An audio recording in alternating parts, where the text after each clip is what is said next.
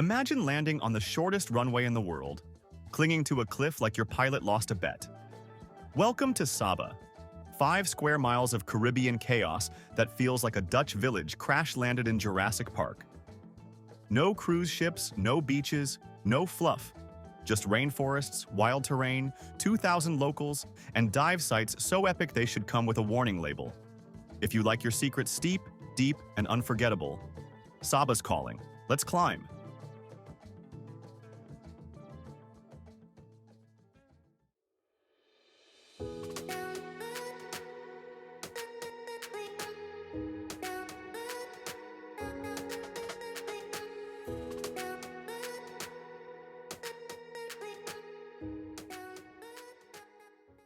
Let's start with the landing, because if you survive it, you're already part of an elite club. Wancho E. Rausquin Airport is infamous for having a runway only 400 meters long.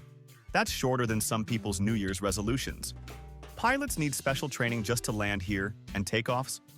Let's just say they're brief but character building. So yes, your vacation starts with mild emotional trauma and ends in paradise. From the moment your feet hit the tarmac, you'll realize this island doesn't do flat.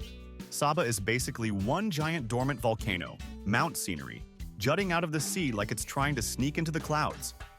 The main road zigzags up at impossible angles, and locals call it, affectionately, the road that couldn't be built. Which is both cute and terrifying, depending on how recently you've checked your car's brakes. Windwardside is the heart of the island. Quaint, quiet, and almost offensively charming. Think gingerbread cottages with red roofs, perfectly manicured gardens, and not a single fast food sign in sight. Not because of zoning laws, because fast food simply doesn't exist here. No Starbucks, no McDonald's, no problem. You'll find cozy inns, mom-and-pop restaurants, and views so dramatic they deserve a soundtrack. And if you're wondering where the nightlife is, it's probably asleep. Saba isn't about raves, it's about rest. Unless you're into underwater raves, more on that in a minute. Fuel up at Busy Bee Bakery, a Saban staple where cinnamon rolls are legally considered breakfast. Or stop by the Brigadoon, where lionfish ceviche and grilled mahi might make you cry a little. It's fine. This is a safe space. Start with the Mount Scenery Trail, a 1,064-step stairway to the highest point in the Kingdom of the Netherlands. Yes, the Netherlands. Saba is technically part of it. Think of it as a tropical outpost where tulips traded their jackets for palm trees. The hike is steep, often wet, and absolutely worth every drop of sweat. You'll pass through cloud forest so dense, it feels like something out of a Studio Ghibli film. And when you reach the summit, if the weather clears, you'll get 360-degree views of the Caribbean, with Statia, St. Kitts, and even Montserrat waving hello from the horizon. Need something gentler? Try the Sandy Cruise Trail, with fern-lined paths, hummingbirds zipping past, and views that seem to change every 10 minutes. And here's the twist. Saba isn't sandy.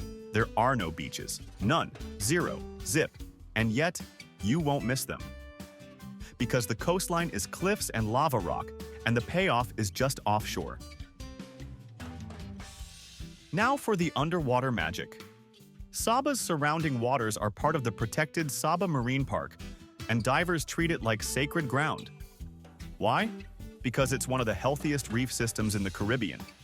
Think towering pinnacles, lava tunnels, and marine life straight out of a Pixar dream sequence.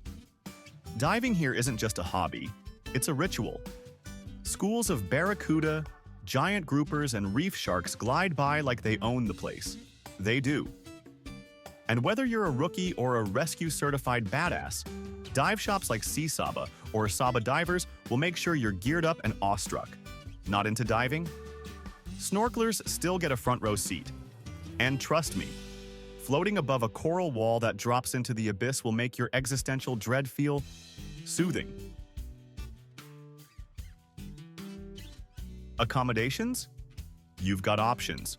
Boutique, cozy, and undeniably Saban. There's Juliana's Hotel with poolside hammocks and rooms with mountain views. Or Queen's Gardens Resort, perched high above sea level with suites so luxurious you might forget how to hike. The service is personal, like they know your name and your dog's name back home personal. That's the vibe on Saba, intimate, sincere, and refreshingly human. Now let's talk culture. This island might be small, but its soul is oversized. Sabans are a unique blend of Dutch, African, British, and Caribbean roots. They're fiercely proud of their island, fiercely protective of their environment, and fiercely good at storytelling. Sit at any local bar long enough, and you'll hear tales about ghost goats, shipwrecks, and the time someone saw a mermaid, probably. Local crafts? Lacework. Saba lace is a legacy here, delicate, intricate, and passed down through generations. You'll find it at the Saba Lace Shop, where buying a piece means buying into history. And if you're lucky, you'll catch a local celebration, small scale, deeply rooted, and usually involving rum punch. For a deeper dive into all things Saban, pop into the Harry L. Johnson Museum, tiny, charming, and packed with island history.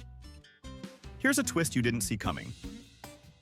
Saba is carbon neutral. Yeah, while other islands are still arguing about plastic straws, Saba quietly built solar farms, banned single-use plastics, and made sustainability the norm, not the flex.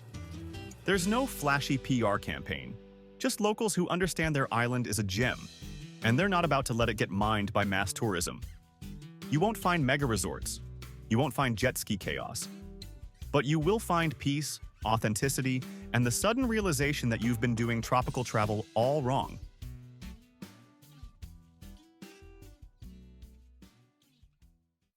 The exit strategy. Leaving Saba is the only downside. Not because it's hard, though yes, the runway still looks like a dare, but because the island sticks to you.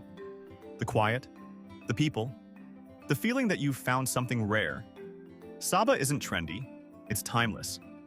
It doesn't try to impress you, it just is. Honest, rugged, magical. And that's why this isn't just a guide. It's a warning. Because after Saba, your definition of paradise might never be the same.